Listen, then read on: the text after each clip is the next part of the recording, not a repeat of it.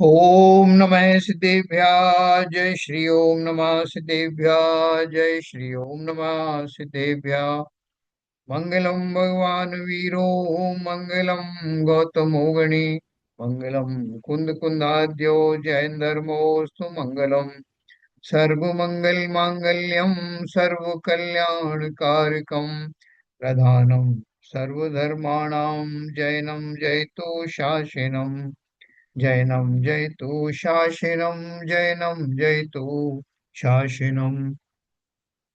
मोक्षमार्गस्य नेतारं भेतारं कर्म भूव्रतां ज्ञातारं विश्वतत्त्वानां वंदे तद्गुणलब्धये।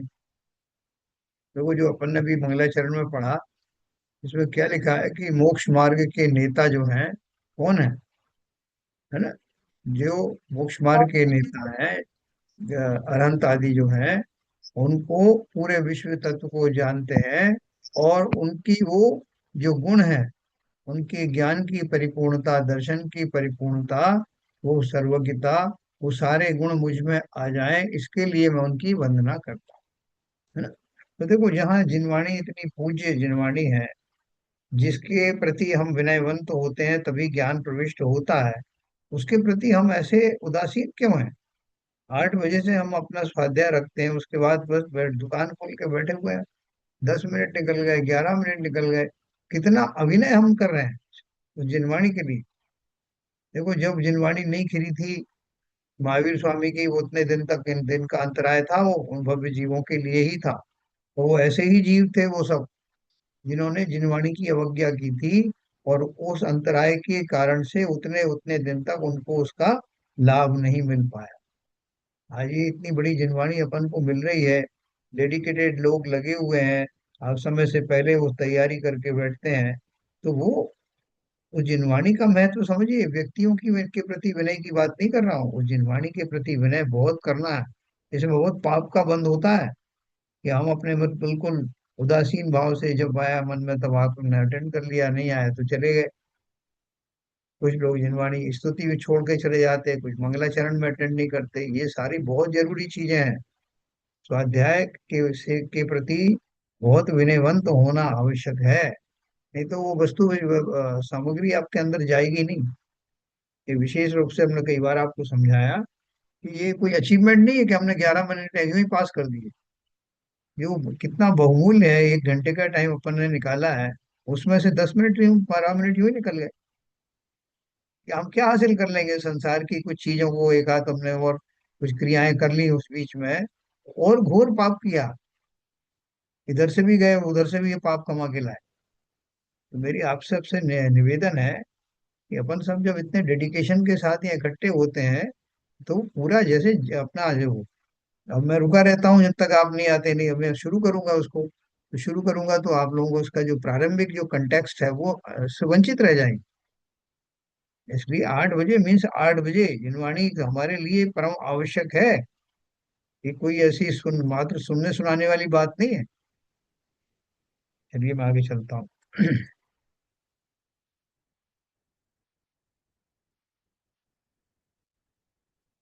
तो आचार्य उमा स्वामी द्वारा जो रचित हमारा ग्रंथ है तत्वार सूत्र, उसकी हम चर्चा कर रहे हैं। जो सम्यक दर्शन की प्राप्ति का मुख्य ग्रंथ है, और उसके द्वारा सम्यक दर्शन से संबंधित, सम्यक ज्ञान और चारित्र से संबंधित जितनी बारीकियां हैं, वो सारी बारीकियां हमें अपनी भाषा में, सरल भाषा में सुनने को मिलती है। ऐसी चीज तो छोड़नी नहीं चाहिए। सम्यक दर्शन का ऐसा सहज और सरल जो वर्णन है, वो और आपको सभी ग्रंथों में इस तरह से नहीं मिलेगा। कल हमने जो बात करी थी कि सम्यक दर्शन को प्राप्त करने का अर्थ है कि हम अपने आनंद की प्राप्ति का रास्ता प्रशस्त कर रहे हैं। वो कैसे कर रहे हैं आनंद का मार्ग? भगवान ने हमें क्या बताया? भगवान के द्वारा जो कथित जिनवाणी है, उस जिनवाणी के माध्यम से हम स्वयं ही अपना भला कर सकते हैं। भगवान ने तो एक सहज रूप में उनकी दिन जो दिव्य ध्वनि खिड़ती है, उसके माध्यम से प्रकृति ने हमको एक एक सौगात दी है, एक उपहार दिया है। अब हम उसको कितना आत्मसात करते हैं, कितना उसका लाभ लेते हैं, ये हमारे ऊपर निर्भर करता है। कल अपन ने जहाँ से छोड़ा था उससे आगे चलते हैं।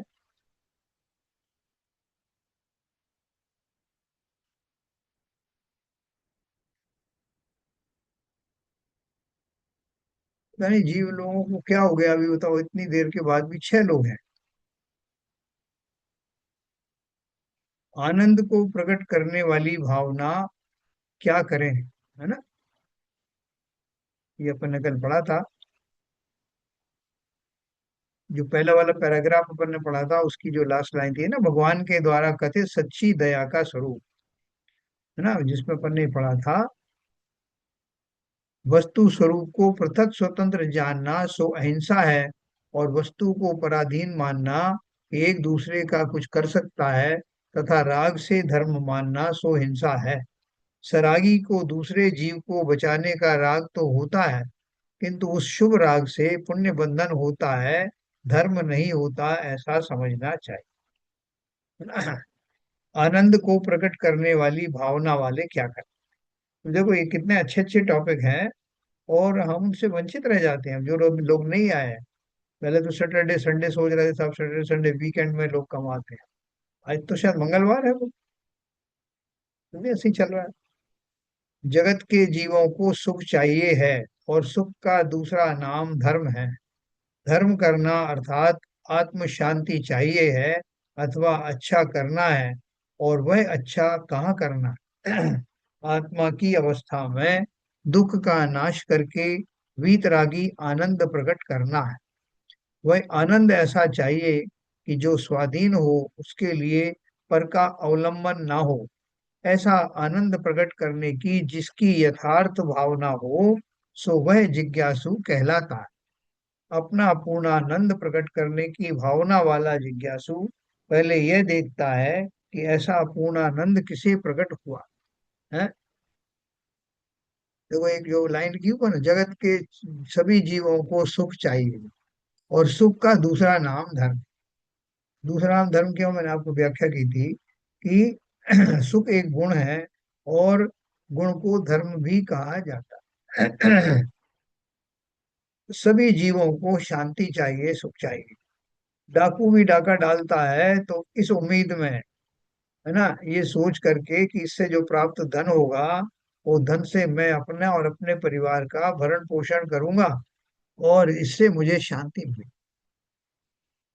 है ना। कोई किसी का जो मर्डर कर देता है, कोई किसी को रास्ते से हटा देता है, ये सोच करके कि इस दशा से मुझे शांति मिलेगी। तो सबका अभिप्राय तो शांति प्राप्त करना ही है। कोई भी आकुल व्याकुल रहना नहीं चाहता, लेकिन उस शांति प्राप्त करने का जो तरीका है, वो स्वयं ही बहुत अशांतिमय है। वो स्वयं ही आकुलता से भरा हुआ है। इसलिए हमें सबसे पहले दो बात समझनी पड़ेगी कि जिस शांति की खोज में मैं निकला हूं, उसका स्वरूप क्या है, और जिसे वो शांति चाहिए उसका स्वरूप क्या है, अर्थात मेरा स्वरूप और उस स्थिति का स्वरूप। दोनों ही जानने की आवश्यकता है। तीसरी बात मैं ये जानूंगा कि ऐसा संसार में कौन सा जीव है जो वास्तव में सुखी है, अनाकुल है। फिर मैं उसको फॉलो करूंगा। फिर उससे पूछूंगा कि भैया तुम क्या खाते हो, तुम क्या पीते हो, तुम्हारी ये जो है निराकुल अवस्था कैसे हुई। तो उन्होंने कहा कि कहीं दूर जाने की आवश्यकता नहीं। तुमने संसार के सारे वो उपाय करके देख लिए जिनसे तुम परिचित थे। पंचेंद्री के सभी विषयों का भरपूर उपभोग किया, बहुत धन कमाया, बहुत कुछ किया, लेकिन कोई भी भोग आदि या भोग सामग्री तुम्हें निराकुल नहीं कर पाई। इसका अर्थ यह है कि अब जो मार्ग अब तक हमने जाने हैं, पहचाने हैं, जिन पर चले हैं, उनके अतिरिक्त ही कोई रास्ता होगा। तो बोले वो रास्ता अपन देखेंगे, किसने वो रास्ता अपनाया।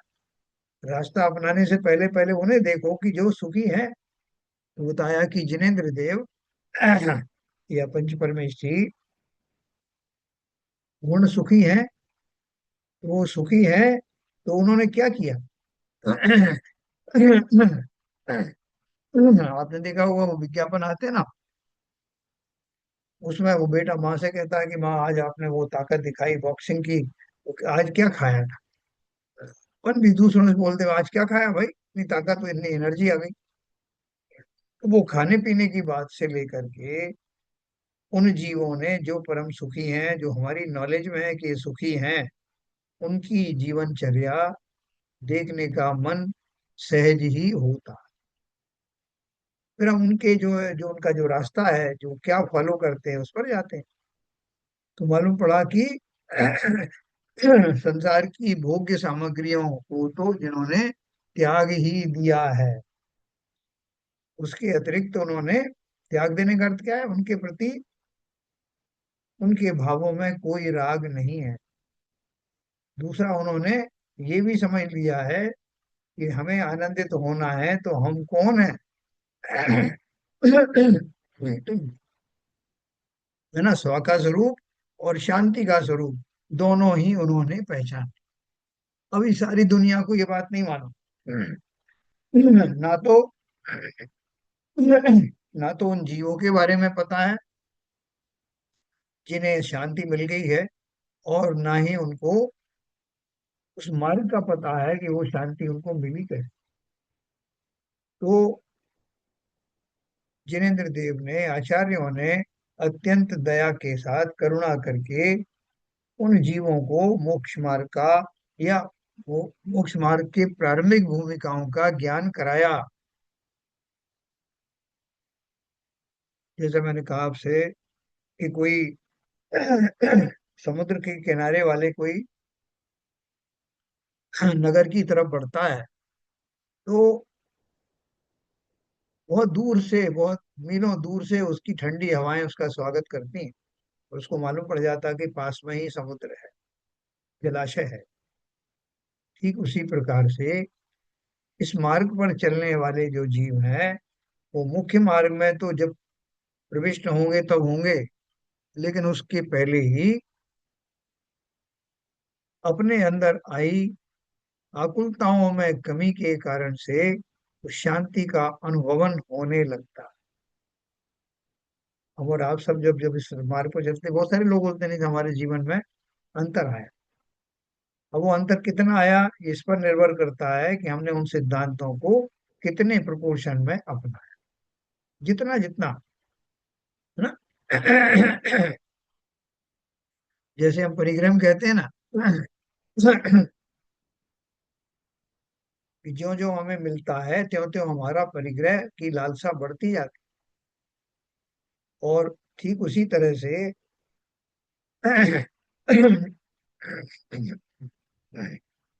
जितना जितना हम निराकुल होते हैं, उतना उतना हमको सुख में वृद्धि होती चली जाती। इसलिए उन्होंने लिखा है, आत्मा की अवस्था में दुख का नाश करके वीतरागी आनंद प्रकट करना है। वह आनंद ऐसा चाहिए कि जो स्वाधीन हो, जिसके लिए पर का अवलंबन ना हो। कोई भी सुख ऐसा हो अगर जो किसी के ऊपर निर्भर करता है, तो ना तो वो वास्तविक सुख देने का कारण होगा, और ना ही वो परमानेंट सुख दे सकता। तो इसलिए वो क्या बोल रहे हैं कि आनंद ऐसा हो जो अव्याबाद हो, जिसे कोई टोक नहीं सके, रोक ना सके, निरंतर चलता रहे। वरना तो स्वर्गों का सुख भी आपको मिलता है, स्वर्गों के सुख में और ये मोक्ष के सुख में क्या अंतर है शैलेंद्र जी? स्वर्ग स्वर्ग के सुख में और मोक्ष के सुख की बात कर रहे हैं ना। हाँ। सो मोक्ष में तो आप अपना कोई आकुलता रहित तो अपना कंटिन्यूस मतलब जिसे कहते हैं कि सुख चालू रहता है उनका।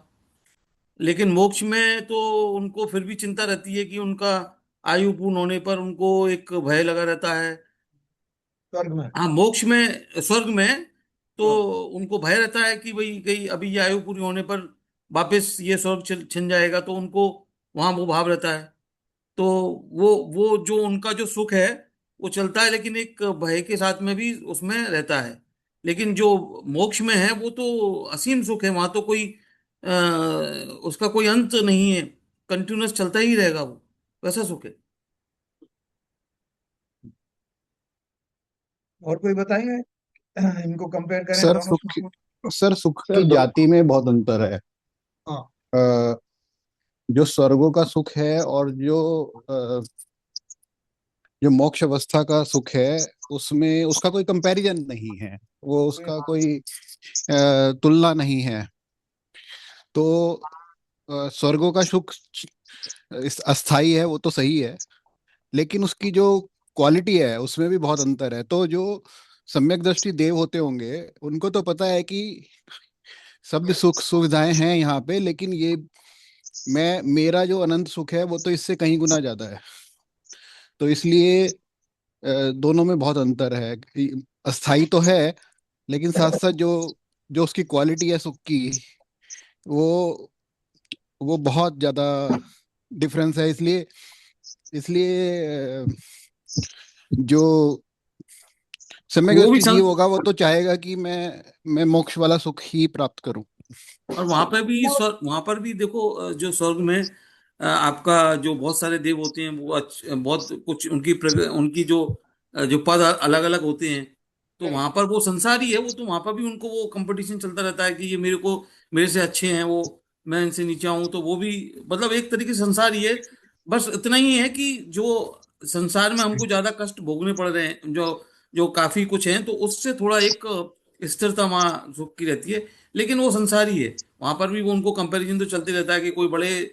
हाँ। मोक्ष का सुख स्वाधीन है और वहां का सुख पराधीन है। वो एक बड़ा दिन है। स्वर्गों का सुख तो इंद्रिय सुख ही है। हाँ। और हाँ। उनकी आयु के हिसाब से लंबी परमानेंट अव्यवहार सुख जिसको कहते हैं।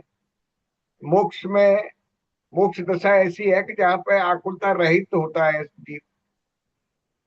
तो बहुत बढ़िया आपने बात कही कि जो नीरजा जी ने भी बोला, आप सबने बोला कि जो पराधीन सुख है, वो पराधीन कैसे है? एक तो यही आपने कहा कि वो कभी भी नाश हो सकता है, कभी भी समाप्त हो सकता है। दूसरा विपुल जी ने बोला कि उसकी क्वालिटी में भी फर्क है। तो ये सारी बातों को अपन अगर कंक्लूड करें, तो इंद्रिय सुख ऐसा है जैसे कि हमने अपने बच्चे को खाते हुए देखा, जो बहुत दिन से भोजन नहीं कर रहा था, अचानक से उसने करना शुरू किया, और उसको भोजन करते हुए देख के हमें बड़ा बड़ा आनंद आया। तो वास्तव में वो आनंद क्या है? वो हमें नहीं आया। हम खाली उस राग के माध्यम से अपने आप को सुखी महसूस कर रहे हैं, जो मुझे अपने बच्चे के प्रति था। तो वो सुख मुझे मिला नहीं। इसी तरह से देवों के सुख में है, तो मनुष्य लोग जैसे ही सुख, थोड़ा सा बेटर आपने सही कहा, रिफाइनमेंट होगा। उसमें भी वो इंद्रियों के द्वारा जाने गए उन विषयों को जीव अपना समझ करके और उनमें प्रसन्न होता है, जो कि अत्यंत अपने से अत्यंत भिन्न है। उसने स्वयं ने क्या भोगा? जैसा अपन ने पहले कहा कि सुख किसे मिलना चाहिए, उसका स्वरूप तो जानो कि सुख किसे मिले। आपने उस अजीब जड़ शरीर को होने वाली अनुभूतियों को सुख कहा, जो आप हैं ही नहीं, तो आपको सुख तो मिला ही नहीं, खाली आपकी कल्पनाएं हैं। तो इसलिए वो वास्तविक सुख नहीं है। फिर इन्होंने जो कहा शैलन जी ने कि उसमें भी पहले स्वर्ग का, दूसरे स्वर्ग का, उनमें आपस में कंपैरिजन, फिर इंद्र में और उस बाकी देवों में, देवांगनाओं में, सबके सुखों में अलग अलग जो है विभेद। इस तरह से कुल मिलाकर के संसार का ही तो भाग है। और एक वो जो इंद्रिय सुखों से रहित क्योंकि देखो, जब इंद्रिय से सुख मिलता था उसमें भी वो, उसका वेदन या आकुलता निराकुलता, वो जीव शरीर के माध्यम से, इंद्रियों के माध्यम से महसूस करता था कि कम हुआ कि ज्यादा हुआ, कि उसमें उनको वो आकुलताएं होती हैं। यहाँ तो स्वयं को ही सुख की प्राप्ति हो रही, दुख नाम की तो बात है ही नहीं। और वो किसकी हो रही है? स्वभाव की हो रही है। तो स्वभाव से सुख कैसे हुआ? क्योंकि स्वभाव के अनंत गुणों में सुख नाम का गुण भी है, जो सिर्फ एक जीव द्रव्य में ही होता है। है ना। आप इनडायरेक्टली क्या ये भी कह सकते हो कि बाकी जितने द्रव्य हैं वो इसलिए सुखी हैं कि वो अपने अपने स्वरूप में सदा काल बने रहते हैं। एक जीव ही ऐसा है जो अपने ज्ञान का व्यापार विपरीत दिशाओं में करता हुआ ये समझ ही नहीं पाता कि उसका स्वभाव क्या है। तो इन्होंने क्या बोला, जगत के जीवों को सुख चाहिए और सुख का दूसरा नाम धर्म है। धर्म करना है अर्थात आत्म शांति चाहिए अथवा अच्छा करना है। और वो अच्छा कहाँ करना है? आत्मा की अवस्था में दुख का नाश करके वीतरागी आनंद प्रकट करना। वह आनंद ऐसा चाहिए कि जो स्वाधीन हो, जिसके लिए पर का अवलंबन ना हो। ऐसा आनंद प्रकट करने की जिसकी यथार्थ भावना हो, सो वह जिज्ञासु कहलाता है। जिज्ञासु भी कहलाता है और साधक भी कहलाता है ना। तो हम कौन है अभी? हमने अभी साधना की भूमिका में गए नहीं। हम तो अभी जिज्ञासु की तरह से ही जानना चाह रहे हैं कि धर्म का स्वरूप क्या है, मैं कौन हूँ, मुझे सुख कैसे मिलता है, सुख का स्वरूप क्या है, जीव का स्वरूप क्या है, ये हम जान रहे हैं। क्यों जान रहे हैं? क्योंकि मुझे सुख चाहिए। मैं तो इतना भर जानता हूँ, हम अब सब कितना जानते हैं कि हमें भैया जो कुछ भी करो सुख मिलना चाहिए। क्यों? तो किसी ने कहा भैया आप ऐसा है, दो चार रोटी ज्यादा खाया करो, थोड़ा अच्छा प्रकार का भोजन किया करो, सवेरे पौष्टिक चीजें खाया। बोले साहब ये सब करके देख लिया। तो बोले फिर और कुछ कर लो। पांच इंद्रियां ना, तो पांचों इंद्रियों के विषय जो बदल बदल कर प्रयोग करो। बोले वो सब भी कर लिया, सब कुछ करके देख लिया, अनंत बार देख लिया। मैं पहली बार थोड़ी करा है। अनंत भाव जब से सृष्टि है तब से मैं हूं। तो मुझको न मिला सुख क्षण भर भी, कंचन कामिनी प्रासाद। है ना, पहले पहली लाइन क्या है इसकी? भवन में जी भर घूम चुका, कण कण को जी भर भर देखा। मैंने सोचा कि शायद यहाँ सुख नहीं मिल रहा है, कोई और जगह होगी ऐसी, वहां चल के देखें। तो मेरे जितनी सामर्थ्य में जितनी जगह थी वहां सब जगह घूम घूम के देख लिया, तीनों लोगों को मैपिंग कर लिया। मुझको न मिला सुख क्षण भर भी, कंचन कामिनी प्रासाद। ये तीन चीजें मुख्य रूप से मानी जाती हैं सुख का कारण। कंचन माने धन संपत्ति सोना आदि, कामिनी यानी स्त्री आदि, और प्रासाद यानी महल अटारी। इन सब में मुझे कभी सुख मिला ही नहीं। तो अब मैं ये समझ गया कि संसार के किसी भी स्थान में किसी भी तरह से सुख की प्राप्ति नहीं हो सकती। ऐसा आनंद प्रकट करने की जिसकी यथार्थ भावना हो, सो वह जिज्ञासु कहलाता। हम और आप अभी पूरे जिज्ञासु भी नहीं बने। क्यों नहीं बने? क्योंकि संसार में अभी हमको लगता है कि अभी बहुत कुछ देखना बाकी है, बहुत सारी जगह बाकी हैं जहां पर हमें अभी जाना शेष है। हो सकता है कि वहां सुख हो। संसार की कोई भी जगह बताओ भाई, एक आध जगह किसी को मालूम हो तो, जहां हम कभी गए नहीं, जहां हमारा जन्म नहीं हुआ हो, जिससे हम परिचित नहीं हुए हों। शास्त्रों के माध्यम से जो कुछ हमने पढ़ा उससे किसी को कुछ याद हो तो बताओ, कोई ऐसी जगह है क्या संसार में? हाँ नीरजा जी बताओ। सिद्धालय। नहीं, संसार की बात कर रहे हैं। सिद्धालय। अपन संसार की बात कर रहे हैं कि अब सिद्धालय जो है अपन संसार का पार्ट इसलिए नहीं मानते कि वहाँ संसारी बातें नहीं होती। वैसे तो है वो पात्र तो, पार्ट तो पूरा वो तीन लोक की रचना में जो टॉप है उसका ही है, लोक में ही है, लोक कह सकते हैं, है ना। लेकिन अपन जो संसार की बात करते हैं जहाँ ये रागादि का जो है भरपूर जो सामग्री पाई जाती है, वो सब संसारी जीव कहलाते हैं। वही जीव सिद्ध कब बन जाते हैं? जब वो वीतरागी हो जाते हैं।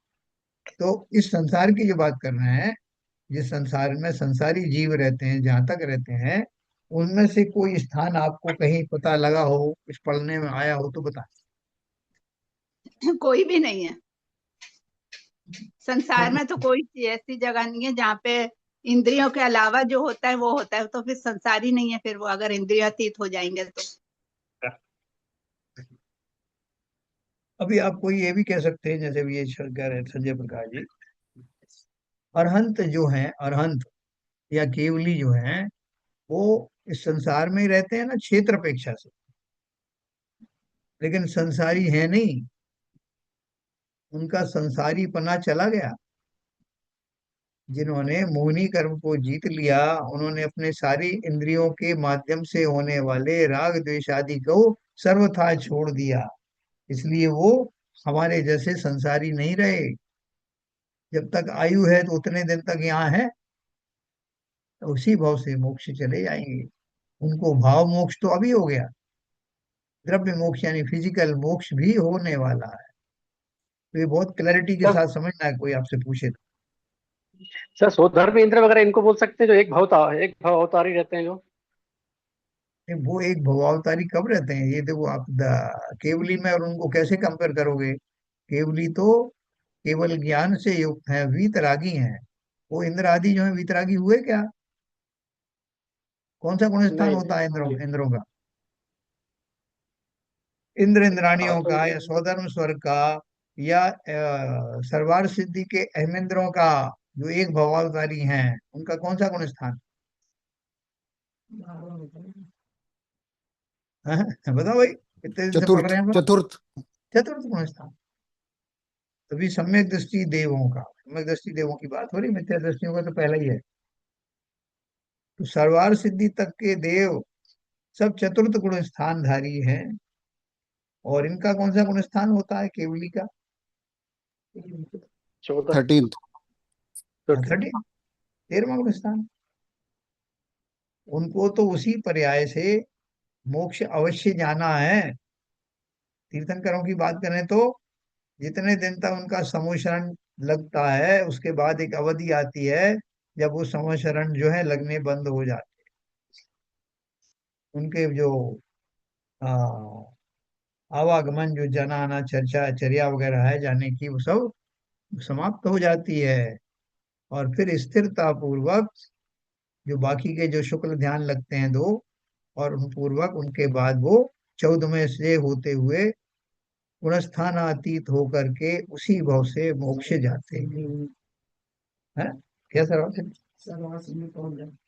सिद्धि नहीं, मोक्ष की बात है। ठीक है ना? तो देवों को, किसी भी देव को, चाहे भले ही वो एक भवावतारी है, मतलब एक भाव तो लेना पड़ेगा ना। केवली को दूसरा भाव थोड़ी लेना पड़ता है, उसी भाव में। तो ये अपन ने पढ़ा। ऐसा आनंद प्रकट करने की जिसकी यथार्थ भावना हो, सो वह जिज्ञासु कहलाता है। हम जिज्ञासु बन गए क्या? है कोई बताओ भाई, कि हमारी भावना तो है साहब ऐसी, लेकिन हम क्या ये कहें जिज्ञासु हैं कि नहीं है, ऐसी दुविधा आ गई ना।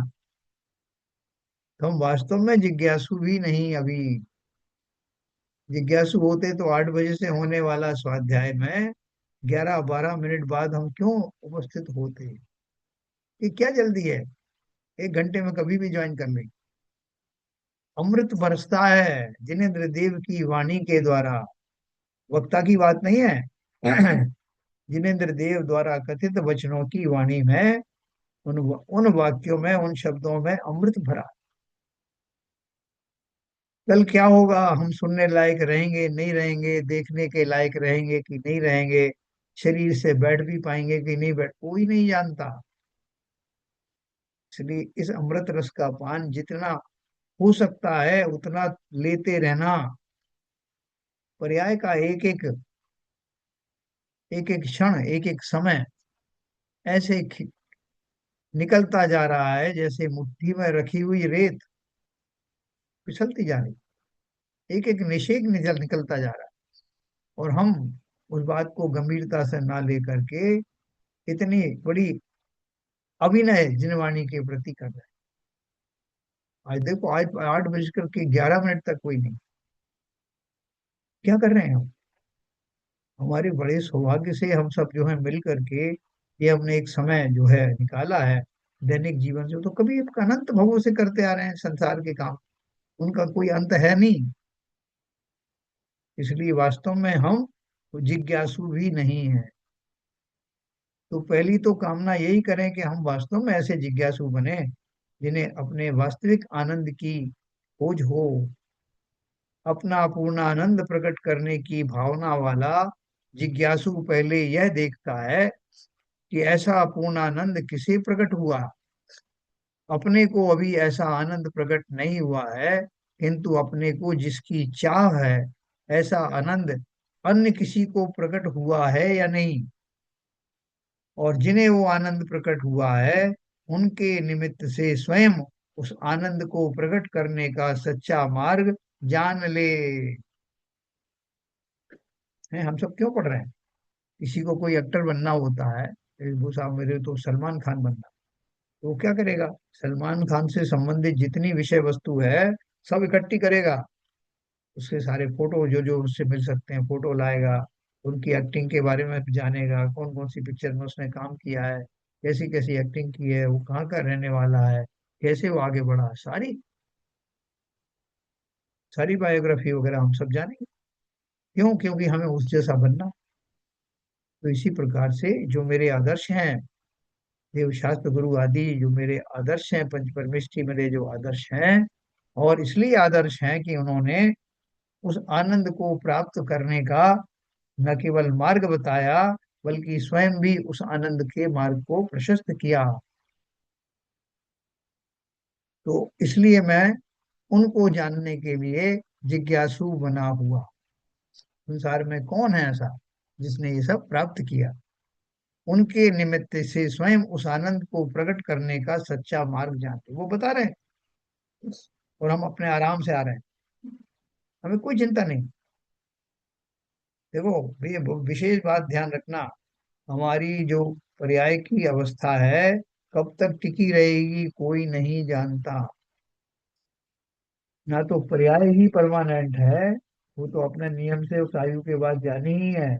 उस पर्याय के अंदर भी कब किसको क्या हो जाएगा ये भी निश्चित नहीं है। 8 करोड़ से ज्यादा रोगाणु शरीर में सदा तैयार रहते हैं। जरा आपसे चूक हुई और वो कर्म के निमित्त से वो रोग उदय में आ जाता। कब किसकी क्या स्थिति बन जाए। इसलिए एक घड़ी मत विसरो करो नित, आओ जम मुख बीच में। एक घड़ी भी विसरो मत इस जिनेन्द्र देव की कथित वाणी को, इस धर्म को, क्योंकि आपकी आयु यमराज के मुख में है। यमराज तो एक काल्पनिक शब्द है, यानी मृत्यु। और ये अनिश्चितताओं से भरी हुई इस पर्याय में जितनी शीघ्रता से अपना कल्याण कर सकते हैं उसका एक एक पल सही उपयोग में लगाना। मेरा आपसे बहुत निवेदन है कि 8 से 9 अपन जितने संकल्प के साथ बैठते हैं आपको मिलेगा नहीं कहीं। जो बड़े बड़े जो यहाँ पे प्रोविजन होते हैं वहां भी लोग आराम से जाते हैं कि यार इतनी देर चलेगा, तो अपन बीच में जा करके एक फॉर्मेलिटी ये पूरी कर देंगे। जो जो आपका डिसिप्लिन है, जो आपका अनुशासन है, वो बहुत कम मिलता है। और मेरे ख्याल में हम लोग साल में 2 या 3 छुट्टी कर पाते हैं, बाकी कंटिन्यूस रहता है। और जब नहीं रहते हो आप, तो आप दूसरे को भी व्यवस्था करके जाते हो। वास्तव में ये बड़ा ही जैसे आपका जो लगन है, वो वास्तव में कहने, मतलब हम उसको शब्दों से बयान नहीं कर सकते। और जो 4-5 जैसे आरपी जैन साहब हैं, सीवी जैन साहब हैं, और 5-6 लोग हैं जो बिल्कुल टाइम से आते हैं, निश्चित रूप से आप लोग हम लोग थोड़े इस चीज में थोड़ा सा हम लोग लेट लतीफ हैं। हम कोशिश करेंगे कि इस चीज को जल्दी से जल्दी सुधार कर सकें और टाइम से पहुंच पाएं इस मीटिंग में। बहुत सही कहा आपने सर। तो थोड़ा डिसिप्लिन अनुशासन की जरूरत तो हमें भी है। नहीं देखो, अपन और चीजों में डिसिप्लिन करो या ना करो, ये मार्ग मेरा है। बड़ा कितनी मुश्किल से आपको ये सब मिलेगा। आप देखो, लोग बोल देते हैं कि साहब 3 दिन तक नहीं होगा, अभी 4 दिन की छुट्टी है, अभी 5 दिन ये काम हो रहा है। अपन कोशिश ये करते हैं कि अगर मैं नहीं भी हूं तो कोई ना कोई व्यवस्था बनी रहे। किस कारण से? या कोई टीचिंग प्रोफेशन थोड़ी चल रहा है। इसलिए कि हमारी वो धारा निरंतर बहती रहे, उसमें व्यवधान ना आए। तो अपन सबको उसमें जुड़ना है, सबको बराबरी से हिस्सा लेना है। आज देखो 8 बज के 11-12 मिनट हो गए और हम 3 लोग थे।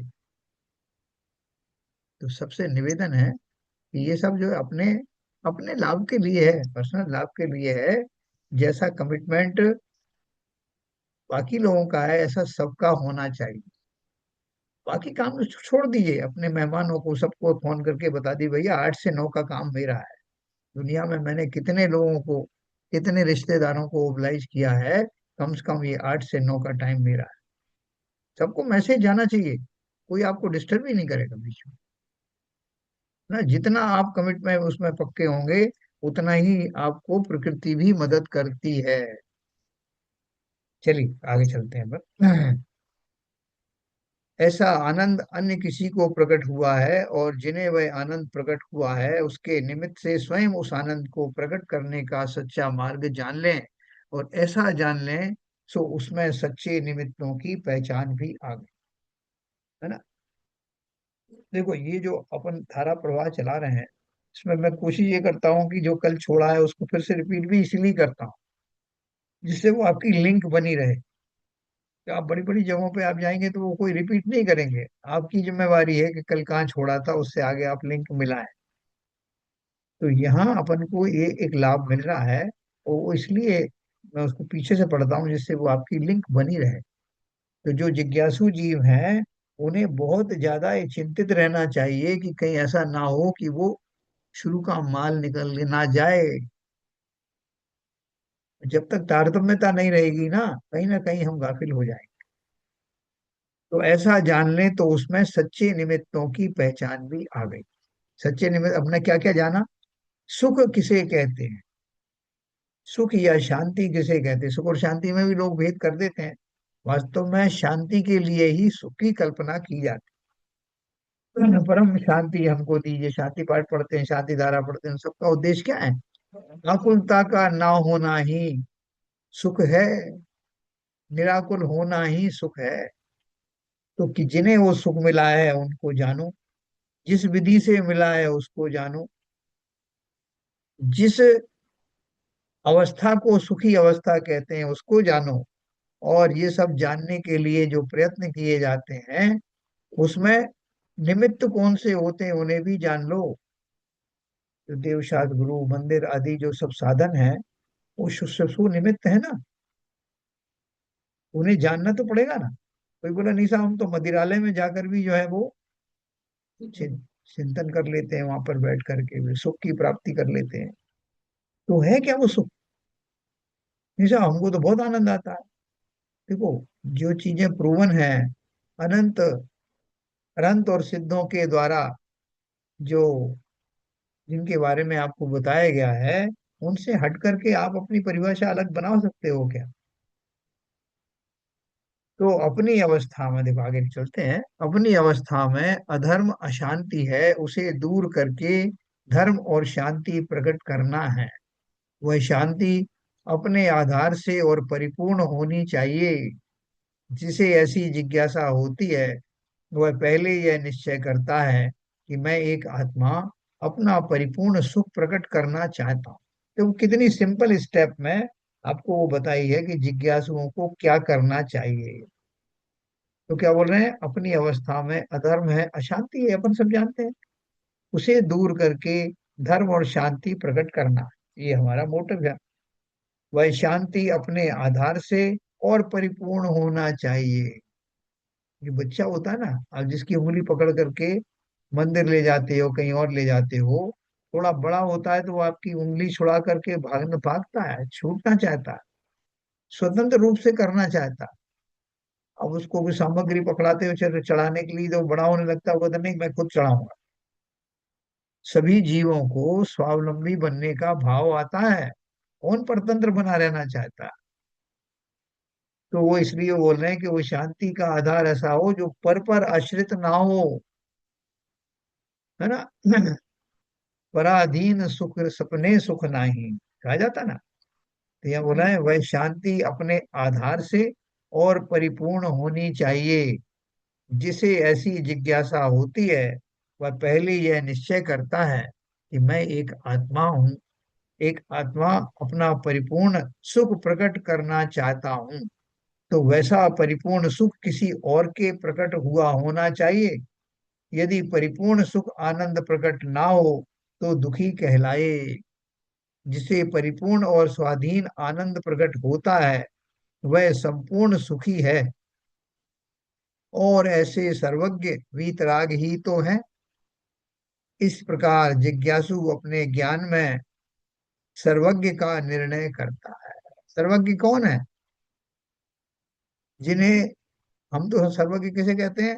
कि जिन्हें संसार की समस्त वस्तुओं के समस्त पर्यायों को जो युगपत जानता है, वो सर्वज्ञ है। हमारा भगवान किसके लिए आता है? सबको जानता है। अरे वो खुद को जानता है कि नहीं, ये तो बात कही नहीं आपने। पर अरे साहब, खुद को जानना तो एक छोटी सी बात है, जब इतने सबको जानेगा तो खुद को भी जान लेगा। हमने खुद को जानने का कोई महत्व ही नहीं दिया। हमारा भगवान तो इसलिए आया कि देखो वो सबको जानता है। तो हमारा सुख अभी भी पर में ही टिका हुआ है। पर के आश्रय से ही हम अपने आप को सुखी होना मानते हैं। ये सबसे बड़ा अपराध है। सर्वज्ञ जो है, वास्तव में स्वयं को ही जानता है। बोले नहीं, आपने कल बताया था कि वो तो सबको भी जानता है ना। मैंने आपको बार बार बताया शास्त्रों के माध्यम से कि सर्वज्ञ या केवल ज्ञानी स्वयं को जैसा जानता है उसी के लिए केवली बना। स्वयं को भली प्रकार से जानना अर्थात स्वभाव में स्थापित हो जाने के लिए ही केवली बना। तो बाकी की चीजें, बोले बाकी की चीजें तो उस ज्ञान की स्वच्छता में स्वयं झलकती हैं। ना तो उनका जानने का उद्देश्य पहले से था और ना अब है। साहब मैं तो केवल इसलिए बनना चाहता हूँ कि सारी दुनिया को देखूंगा, कौन कौन क्या क्या कर रहा है, और जिनसे बदला लेना है, उनसे बदला लेने की भी लिस्ट बना लूंगा, और जिनको कुछ फायदा पहुंचाना है, उनकी लिस्ट अलग बनाऊंगा। बहुत काम होगा ना। तो ये ऐसी विद्या नहीं है। ये तो स्वयं को सुखी करने वाली विद्या है मुख्य रूप से। बाकी जीव उसको खोजते खोजते आ जाए कि ये सुखी कैसे है, तो उनको भी वो सुख का राह मिल सकती है। बाकी मेरा उद्देश्य तो स्व को जानना ही है, और वही वास्तव में सुख की कुंजी है। तो क्या दिया उन्होंने? मैं एक आत्मा अपना परिपूर्ण सुख प्रकट करना चाहता हूँ, तो वैसा परिपूर्ण सुख किसी और के प्रकट होना चाहिए। यदि परिपूर्ण सुख आनंद प्रकट ना हो तो फिर दुखी कहलाए। जिसे परिपूर्ण और स्वाधीन आनंद प्रकट होता है, वह संपूर्ण सुखी है। और ऐसे सर्वज्ञ वीतराग हैं। इस प्रकार जिज्ञासु अपने ज्ञान में सर्वज्ञ का निर्णय करता है। दूसरे का कुछ करने धरने की बात तो है ही नहीं। जब पर से कुछ पृथक हुआ है, तभी तो आत्मा की जिज्ञासा हुई है। जिसे पर से हटकर आत्महित करने की तीव्र आकांक्षा जागृत हुई है, ऐसे जिज्ञासु जीव की यह बात है। पर द्रव्य के प्रति सुख बुद्धि और रुचि को दूर की वह पात्रता है। पर द्रव्य के प्रति सुख बुद्धि और रुचि को दूर की वह पात्रता है। किसकी पात्रता है? सुख प्राप्त करने वाले की ये पात्रता है कि उसका और द्रव्यों से अनुराग समाप्त हुआ या नहीं है। अर्जुन से उन्होंने, द्रोणाचार्य ने क्या बोला था, भैया तुझे क्या क्या दिख रहा है? बोले गुरुजी सब दिख रहा है, पूरा पेड़ दिख रहा है, आसपास के पेड़ भी दिख रहे हैं। उन्होंने कहा नहीं, अभी तेरा समय नहीं आया, ठीक से देख तुझे क्या लक्ष्य भेदना है। तो वो करते करते उनका, आप मुझे सब सिर्फ वही पेड़ दिख रहा है। बोले अभी भी नहीं समय आया। बोले मुझे वो शाखाएं दिखनी भी बंद हो गई हैं जिस पर वो चिड़िया बैठी। तो यांत्रिक चिड़िया थी, नकली चिड़िया जो बैठी है, वो भी नहीं दिख रही है, उसके आज किस पर बैठी है। बोले अभी भी नहीं आया। फिर और सूक्ष्म किया अपना उपयोग, तो बोला अब मुझे उसकी सिर्फ आंख नजर आ रही। उन्होंने बोला अब समय आ गया है, अब तीर छोड़ दो। तो यहाँ उन्होंने क्या कहा कि पर द्रव्य के प्रति सुख बुद्धि और रुचि जब समाप्त हो जाए, तब आप मोक्ष मार्ग पर चलने के अधिकारी होगे। तब कहेंगे तीर चला दो। हैं? समंत भद्राचार्य को भस्म व्याधि हुई थी, दीक्षा लेने गए, आचार्य ने मना कर दिया। क्यों मना कर दिया? जान गए वो कि ये तीव्र रोग से पीड़ित है, किंचित आकुलताओं से अभी घिरा हुआ है।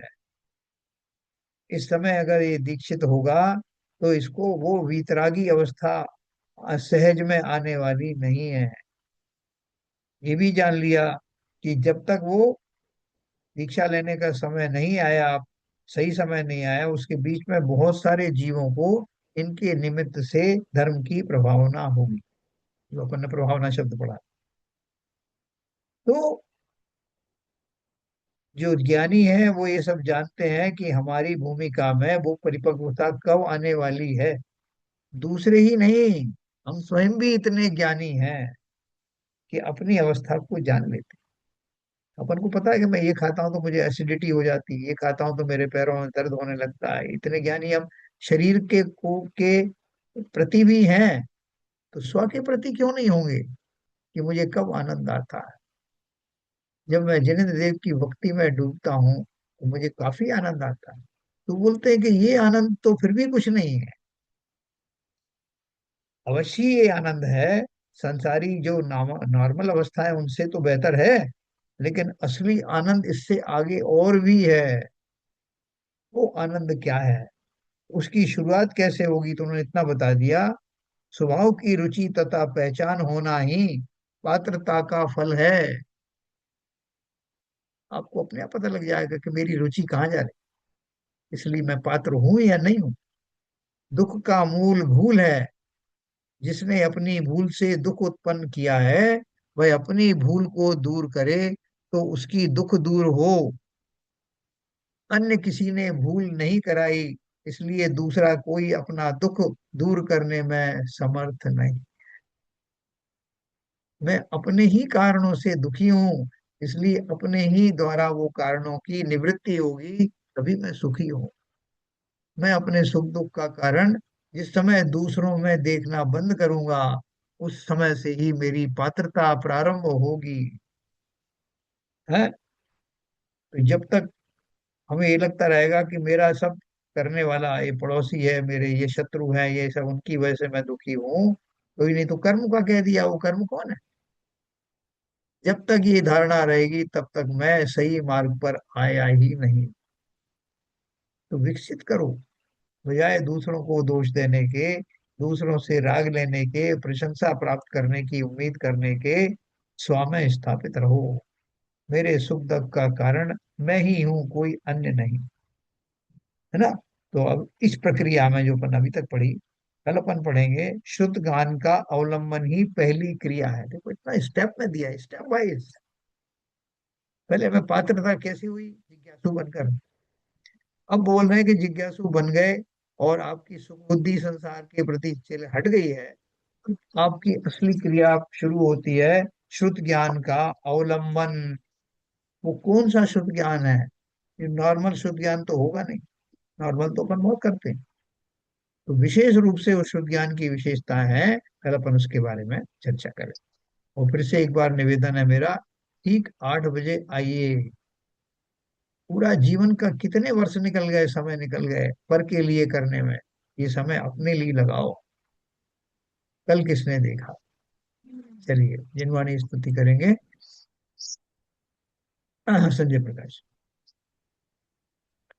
मिथ्यात्व में नाश वेको, ज्ञान के प्रकाश वेको, आपा परिभाष वेको, भानु सी बखानी है। छहु द्रव्य जान वेको, बंदे विधि भान वेको, स्वपर पिछान वेको, परम क्रमानी है। अनुभवताय वेको, जीव के जताय वेको, कहूँ न सताय वेको, भवे उरयानी है। जहाँ तहाँ तार वेको, पार के उतार वेको, सुख विस्तार वेको, यही जिने वाणी है। हे जिनवाणी भारती, तो हे जपू दिन रैन, जो तेरी शरणा गए सो पावे सुख चैन। जावाणी के ज्ञान ते सूझे लोकालो, सो वाणी मस्तक नमो सदा देते डो, सदा देते डो। जिनवाणी माता की जय। जय।